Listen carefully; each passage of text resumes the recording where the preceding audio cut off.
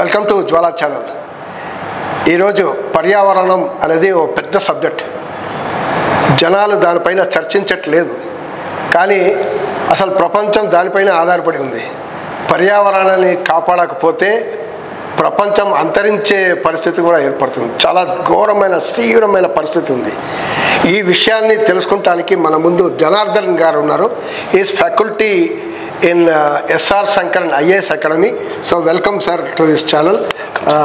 పర్యావరణం గురించి దాని ఇంపార్టెన్స్ ఏంటి అని చెప్పండి.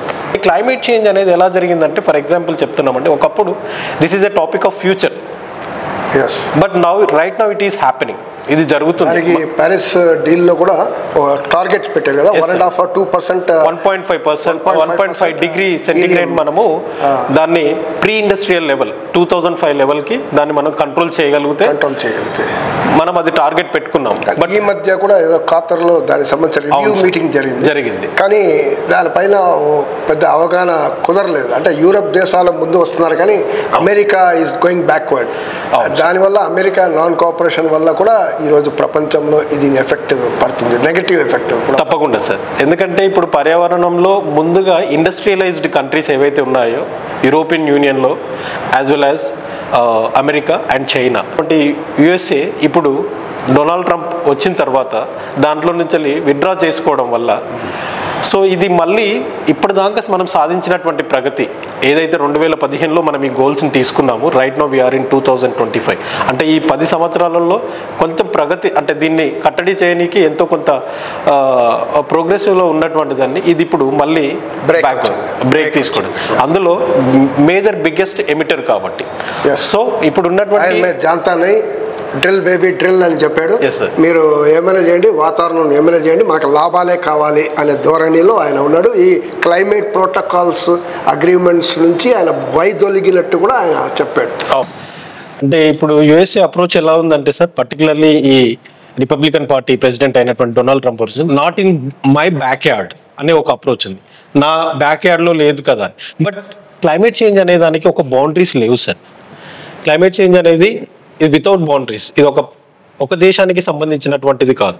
ఇప్పుడు యుఎస్ఏ దీంట్లో నుంచి వైదొలిగినంత మాత్రాన యుఎస్ఏ సేఫ్లో ఉందని కాదు.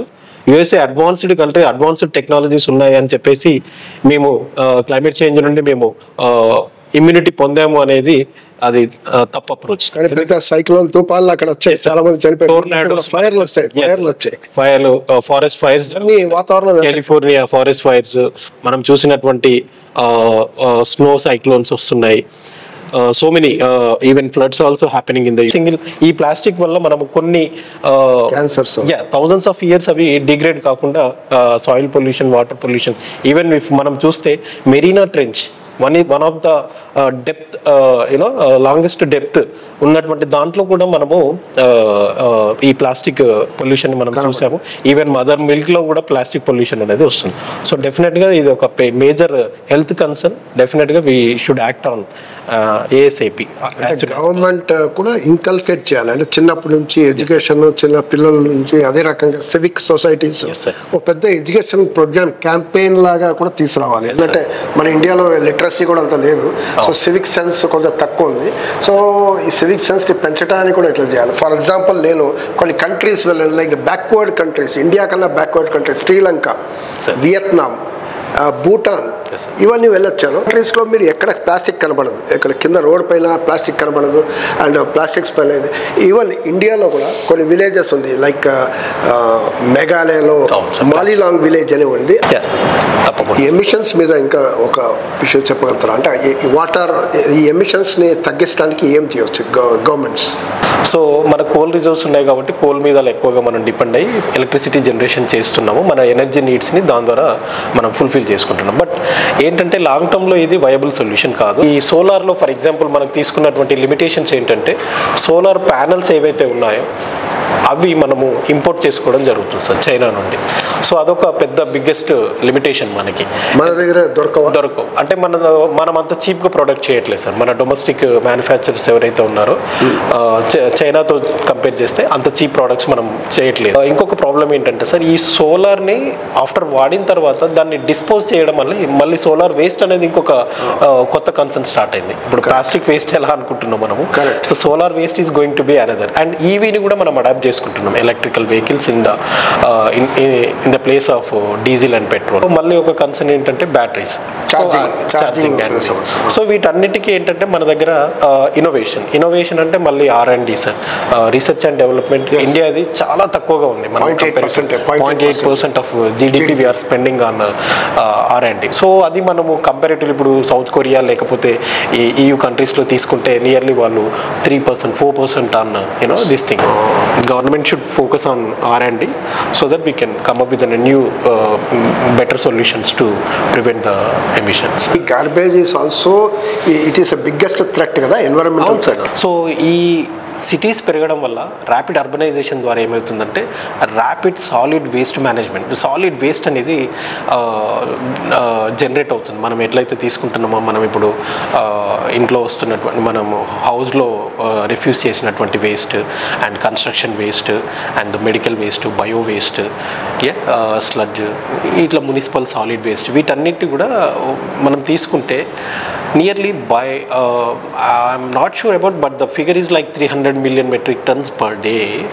సో దాన్ని మనము ఏం చేస్తున్నామంటే జనరేట్ అవుతుంది, but the treatment, I mean the collection is the one of the biggest concern. Recycling treatment చేసి దాన్ని రీసైకిల్ చేయడం అనేది మనం ఫైనల్గా వచ్చేవరకు ఆల్మోస్ట్ ఒక 20%, 30% వరకు మనం చేయగలుగుతున్నాం. Remaining 70% ended up in the landfills.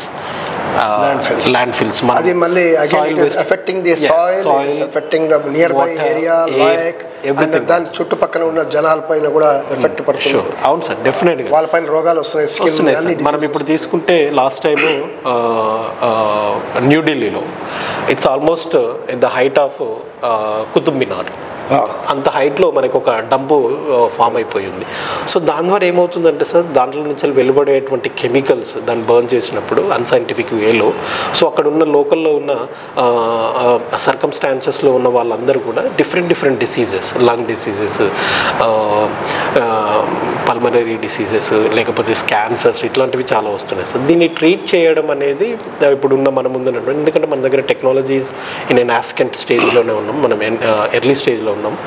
కాకపోతే మళ్ళీ అగైన్ ఇక్కడ ఏంటంటే, ఇప్పుడు ఫర్ ఎగ్జాంపుల్ హైదరాబాద్ని మనం ఒక కేస్ స్టడీగా తీసుకుంటే, జవహర్ నగర్ ఒకటి మంచి స్టార్ట్ అయింది సార్ మనకి సాలిడ్ వేస్ట్ మేనేజ్మెంట్ ట్రీట్మెంట్, అంటే వేస్ట్ టు ఎనర్జీ డబ్లిటీ. మనం ఆల్మోస్ట్ ఒక 15 megawatt we're generating, as well as మనకి ఇక్కడ ఉన్నటువంటి దుండిగల్ దగ్గర కూడా మనకి వెజిటేబుల్ వేస్ట్లో నుండి కూడా మనం ఎనర్జీని జనరేట్ చేస్తున్నాం. సో ఇట్లాంటి మెజర్స్, లోకల్ మెజర్స్, అంటే ఇప్పుడు మున్సిపాలిటీస్ ఇట్లాంటి మెజర్స్ తీసుకోవడం వల్ల కూడా మనం వేస్ట్ నుండి ఎనర్జీని, వేస్ట్ని డిస్పోజ్ చేయడమే కాకుండా యాజ్ ఎ బై ప్రోడక్ట్గా మనకి ఎనర్జీ రావడం జరుగుతుంది.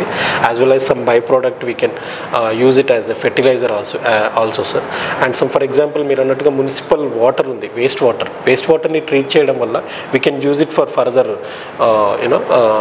అగ్రికల్చర్, ఇట్లాంటి పర్పస్లో కూడా మనం వాడుకోవచ్చు sir. So again this need again a technology and budget and government willpower, government policies ఉండాలి, అంటే కింద వరకు పర్కులేట్ అవ్వాలి, కింద local మున్సిపాలిటీస్కి lack of funds is the one of the biggest concern sir. Financial devolution జరిగితే కనుక Panchayat system ఇవన్నీ ఉన్నాయి, బట్ అమల్లో లేవు, పై నుంచి ఫండ్స్ ఇవ్వట్లేదు. వాటికి కావాల్సిన powers and sarpanch is there, elected sarpanch, but no funds, that's the major concern. So thank you అండి జనార్దన్ గారు, చాలా విషయాలు చెప్పారు. పర్యావరణంలోని మనం ఎంత డేంజర్స్ ఉన్నాయి, థ్రెట్ ఉంది, అసలు మానవత్వానికే ఎంత నష్టం కలగబోతుంది రేపు ఫ్యూచర్లో అనేది చాలా విషయాలు చెప్పారు.